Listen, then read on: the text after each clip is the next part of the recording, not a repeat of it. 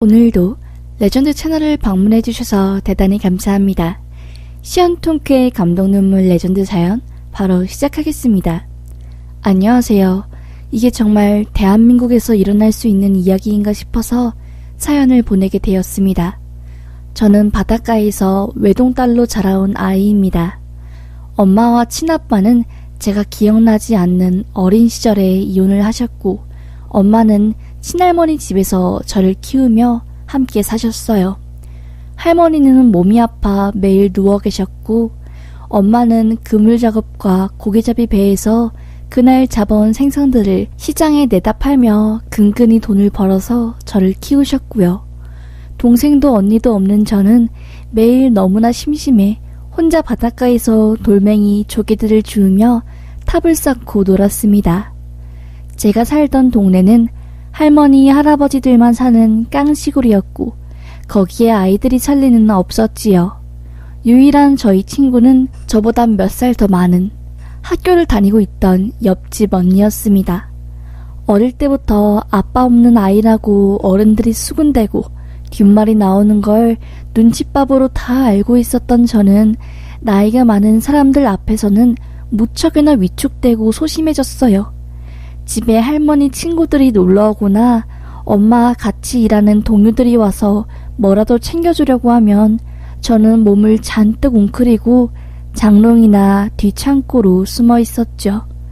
그런 엄마가 집에 남자를 데려온 겁니다. 그 남자는 동네에서 한번 이혼 경험이 있었던 고기잡이 배를 타는 아저씨였어요. 아저씨는 고기잡이 배를 타고 새벽이나 밤 늦은 시간 고기들을 잡으며 돈을 버는 사람이었고, 그물과 고기를 받아가는 역할을 하는 엄마와 그 아저씨는 안면이 있으셨다가 친해지게 되었고 사랑까지 하게 된 거였어요. 엄마는 저에게도 아빠가 필요하다고 생각이 들었나 봐요. 저한테 그러시더라고요. 정원아, 아빠가 생기면 어떨 것 같아? 정원이도 아빠가 있었으면 좋겠지 않아? 라면서 물었습니다. 저는 그때 당시 어른들을 무서워하고 낯도 많이 가렸기에 싫어. 아빠 필요 없거든. 나 진짜 싫어. 나 그냥 할머니랑 엄마랑 같이 사는 게 좋단 말이야. 하면서 땡깡을 부렸어요. 엄마는 잠시 주춤하더니 어느 날 집에 새아빠를 데려와서 누워 계시는 할머니에게 소개시켜 드리더라고요. 엄마는 정원아 어딨니? 엄마 남자친구한테 인사해야지 하면서 소리를 질렀어요. 하지만 저는 성인 남자가 무서웠고 부끄러움도 많았기에 대문 밖으로 뛰쳐나가 큰 은행나무 뒤에 몸을 숨겼습니다. 하지만 제가 반대해봤자 달라지는 건 없었어요. 엄마는 그 남자를 새아빠로 맞이했습니다. 집에는 아픈 할머니와 저희 완강한 반대가 있었기에 같이 살지는 않았지만 걸어서 10분도 안 되는 위치에 새아빠가 살고 있었기에 서로의 집을 오가며 거의 같이 사는 거나 다름없었어요. 새아빠는 할머니에게도 정말 잘해주셨습니다. 우리 어머니 집에만 계시면 답답하고 우울해진다면서 그 무거운 할머니를 업고 동네 한 바퀴 날이 좋을 때면 바다 구경시켜주신다고 요 앞 바닷가도 업고 가시고, 어린 제가 보기에도 새아빠가 대단하셨어요. 엄마도 그런 새아빠의 듬직함과 예의 바른 모습에 점점 빠져들었고요. 새아빠는 할머니뿐만 아니라 저와 친해지기 위해서 노력도 정말 많이 하셨어요. 바닷일을 하느라 손이 퉁퉁 불어서 소뚜껑만한 투박한 손가락으로 어디서 산 건지 모르겠는 바비 인형을 가져와 저에게 주며 말했지요. 정원이 아직도 아저씨 무서워? 아저씨한테 억지로 아빠라고 부를 필요 없어. 정원이가 편한 대로 부르면 그거대로 아저씨는 좋아. 그래도 아저씨 나쁜 사람 아니니까 너무 미워하지 마. 하면서 저에게 다가오셨습니다.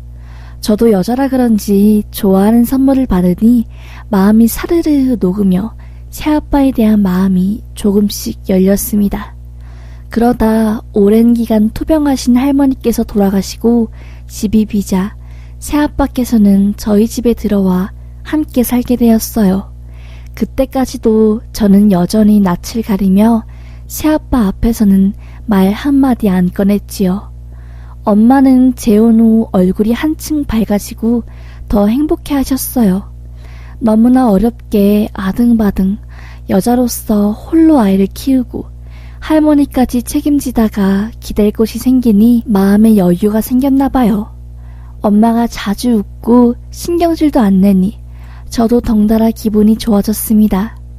그렇게 엄마와 새아빠는 제가 중학교에 들어갈 때까지 알콩달콩 한 번을 제 앞에서 싸우지 않으시고 잘 지내셨어요.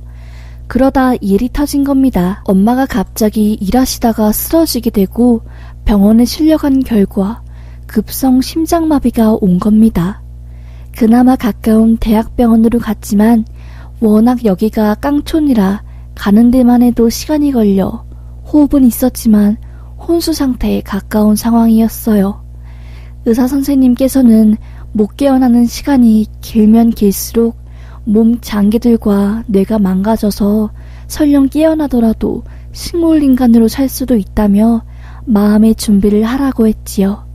새아빠는 일까지 전부 내팽겨치고 엄마 옆에서 모든 걸 간호하고 케어해 주었어요. 매일 저의 손을 잡으며 제발 와이프, 이 어린 아이가 혼자 남지 않게 해달라고 하며 기도를 했고요. 저도 엉엉 울며 하느님께 기도했지만 엄마는 그렇게 잘 있으라는 인사도 없이 세상을 떠났습니다. 중학생인 저에게 엄마와의 갑작스러운 이별은 받아들이기 힘든 고통이었어요. 정말 너무나 힘들었습니다. 세상에 있는 모든 것들이 싫어질 정도였어요. 게다가 그때는 사춘기였고 정말 예민했거든요. 몸에 생기는 변화에도 적응하지 못했고 그냥 같은 학교 다니는 애들과는 다르게 나는 왕복 2시간이 넘는 거리를 왔다 갔다 하며 학교 다니고 나만 초가집 같은 허접한 집에 사는 것도 창피했어요. 그렇게 저는 엄마가 돌아가신 이후로 완전히 삐딱선이 길을 타게 되었습니다. 그 어린 나이였지만 입에 대서는 안 될 것들도 새아빠 몰래 했고 학교도 땡땡이 치고 밤 늦게 들어가고 소위 질이 안 좋은 애들과 몰려다니기 시작한 거였어요. 뒤늦게 이 사실을 알게 된 새아빠가 가만히 있을 리가 없었습니다. 엄마가 떠난 이후에도 새아빠는 저희 집에서 나가지 않고 저를 책임지겠다고 했으니까요. 저를 갑자기 붙잡으며 새아빠가 그러더라고요. 정원이 너 새아빠가 여태까지 살면서 한 번도 혼 안 낸 거 알지? 그런데 이렇게 살면 새아빠가 가만히 있을 수가 없어. 회초리 가져와! 하면서 나무 막대기를 어디선가 가져오시더니 저보고 종아리를 거두라고 하는 겁니다. 그러고서는 한 대 내리칠 때마다 울면서 말씀하셨어요. 담배 피고 술 마시고 나쁜 애들이랑 몰려다니면 얼마나 하늘에 있는 엄마가 속상하겠어. 그래 안 그래? 새아빠도 죽고 싶을 만큼 힘들어. 그런데 너까지 이러면 새아빠가 견딜 수 있겠어? 하면서 저희 종아리에 회초리를 들다 저를 붙잡고 엉엉 우는 겁니다. 제발 나쁜 행동 말라고, 제발 부탁한다고 하면서요. 정말 질풍노도의 시기를 달리고 있었던 저는 그때 새아빠가 너무나 미웠어요. 내 친아빠도 아닌데 당신이 뭔데 내 종아리를 때리고 화내냐고. 나가라고. 엄마도 떠났으니까 이제 볼 일 없는 거 아니냐며 오히려 더 막 나갔습니다. 당시 엄마가 쓰러져 입원한 것 때문에 한 달도 안 되는 그 짧은 기간 동안 병원에서 청구된 병원비가 어마어마했고 새아빠는 그걸 갚느라 집에 있는 물건까지 다 팔고 본인이 남겨둔 돈까지 탈탈 털어 돈 문제를 해결한 터라 많이 힘들어 하셨어요. 그 와중에 저까지 말썽을 피우니 속이 상해서 회초리를 든 거였지요. 하지만 그 방법이 통하지 않으니 새아빠께서는 매일 아침 배 타러 일 나가기 전에 제 책상에 편지를 써두고 가셨습니다. 마음보다 손이 앞서서 너에게 상처만을 준 것 같아서 미안하다 라는 사죄의 말부터 시작해 와이프는 떠났지만 너는 내 와이프의 분신이니 너가 20살 되기 전까지는 아저씨가 너 옆에 꼭 붙어서 챙겨줄 거라고. 너 사회에 나가기 전에 발판 만들 수 있도록 열심히 일해서 가난 벗어나게 해줄 거라는 내용들이 적혀 있었어요. 그 편지를 읽을 때마다 저도 눈물이 흘렀지만 무슨 자존심 때문인지 일부러 새아빠가 보라고 편지를 부엌부엌 찢어 쓰레기통에 버렸습니다. 저도 정말 몹쓸 아이였던 거였죠. 하지만 새아빠는 그런 저의 모습에 굴하지 않고 정말 하루도 빠짐없이 저에게 편지를 썼어요. 진심이 저에게 통해 저도 나쁜 애들 무리에서 나와 조용히 학교를 다니고 고등학교까지 입학하게 되었습니다. 저 위에서 열심히 배 타고 손이 부르 터질 때까지 고기금을 끌어올리시고 일하시는 새아빠를 보니 저도 공부를 안 할 수가 없더라고요.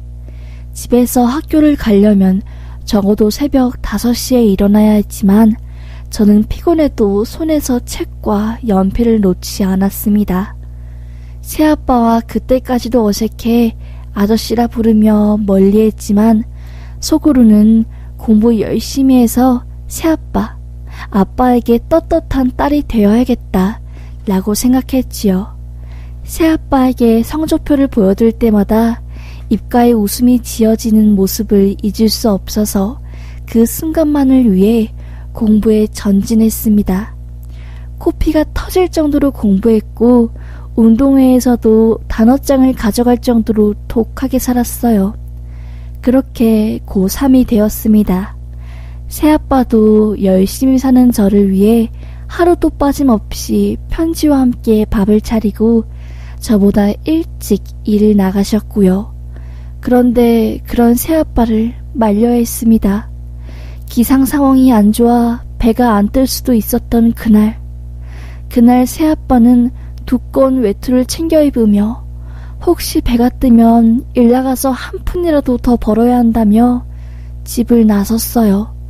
하늘은 마치 무슨 일이라도 날 것처럼 어두컴컴했고 먹구름이 잔뜩 꼈지요. 그러다 아빠가 나간 지 1시간도 안 돼서 다시 햇님이 나오고 하늘은 맑아지더라고요. 다행이다 싶었습니다. 그리고는 공부를 하고 집에 들어오는데 마을 전체가 난리가 난 겁니다. 제가 집에 들어가는 길 저를 본 마을 아저씨께서 황급하게 저를 붙잡고 말씀하셨어요. 너그 아빠 지금 큰일 났다. 배가 전복됐다 아이가. 오늘 내가 바다 상황이 쎄해가지고 그리 나가지 말라고 했는디 기어코 선장이 배를 끌고 너그 아빠랑 사람들 데리고 고기 잡으러 갔다가 배가 뒤집혔다. 너그 아빠만 지금 못 찾아서 난리 났다니? 하며 다급하게 말을 하는 겁니다. 저는 무슨 소리예요? 아빠가 바다에서 사라지다뇨 하면서 엉엉 울며 빨리 우리 아빠 찾아달라고 소리쳤지만 밤새 계속된 수색 작업에도 아빠를 찾을 수 없었습니다. 새벽이 되자 밝은 조명이 달려있는 오징어배부터 시작해 아빠를 찾으려고 사람들이 총 출동했지만 아빠는 그 어디서도 찾을 수 없었어요. 사건이 흐르고 일주일 뒤 아빠가 발견됐지만 이미 싸늘한 주검이 된 후였습니다. 얼마나 운지 몰라요. 차갑고 퉁퉁 분 새아빠를 붙잡고 미안하다고, 내가 잘못했다고, 앞으로 말도 잘 듣고 나쁜 애들이랑 다시는 안 놀고 아빠한테 아저씨라 안 부르고 그럴 테니까 제발 돌아오라고 소리쳤지만 이미 물은 엎질러진 후였습니다. 분노에 휩싸인 저는 그날 무리하게 배를 몰고 간 선장 아저씨한테 가서 소리치고 가슴을 팍팍 두들기며 울었습니다. 선장은 그저 미안하다고 고개를 숙일 뿐이었지요. 그렇게 새아빠마저 떠난 이후로 저는 완전히 혼자가 되었습니다. 아빠가 떠나니 공부할 이유조차 없어졌고 방황을 했어요. 학교 선생님들이 저를 붙잡아줘 겨우겨우 학교에 다시 나갈 수 있게 되었습니다.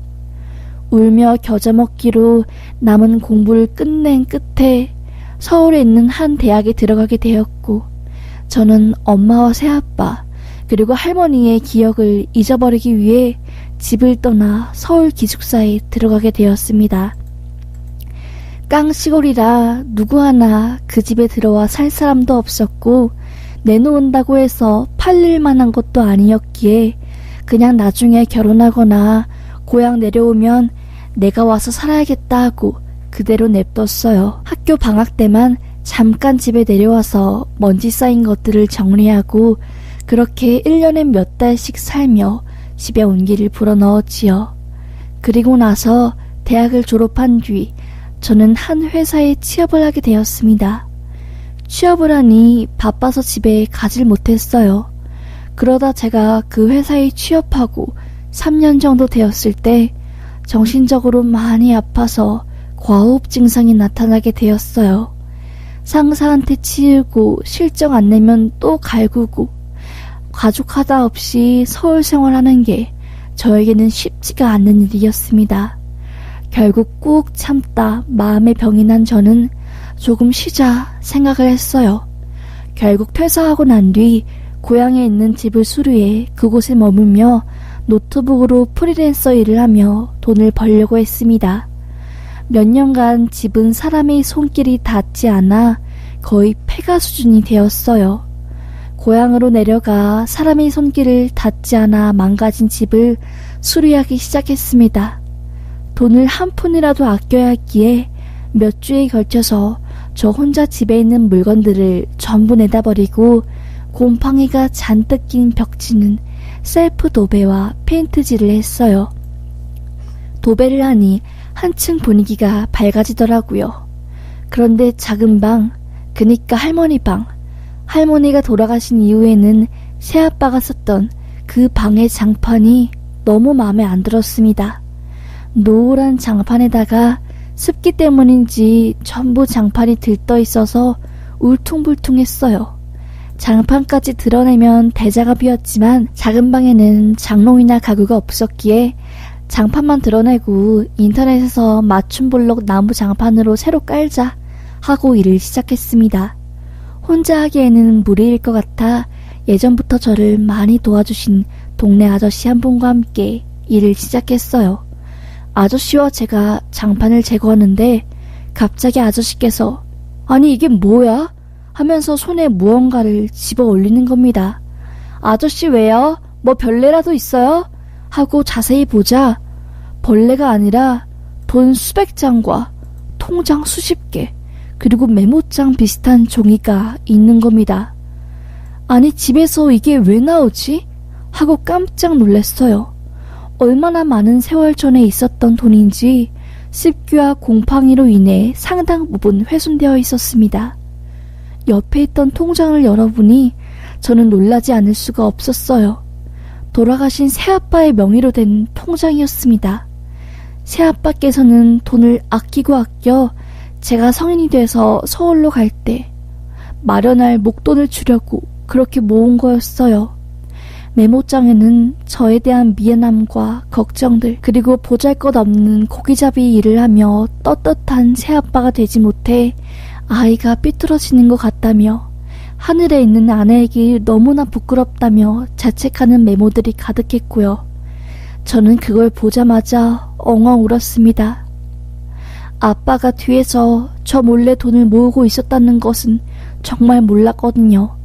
항상 새아빠는 같은 옷만 입고 돈도 잘 쓰지 않는 분이셨는데 저는 그 자리에서 오열하고 말았어요. 이 철없는 아이가 10여 년이라는 세월이 흘러서야 새아빠의 진심을 알았다니 제가 너무 바보 같았습니다. 그립고 또 그립지만 손에 잡히지 않는 먼 하늘에 있는 새아빠에게 내 마음을 어떻게 전해야 할지 너무나 한스러웠어요.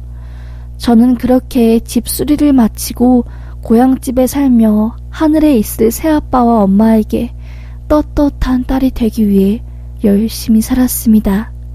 새아빠가 소중하게 물려주신 돈들을 절대 허투루 쓰지 않으리 라고 생각했어요. 그 결과 저는 그 돈과 제 돈을 합쳐 새아빠의 묘와 엄마의 묘를 이장에서 한 곳에 합치는 작업을 했네요.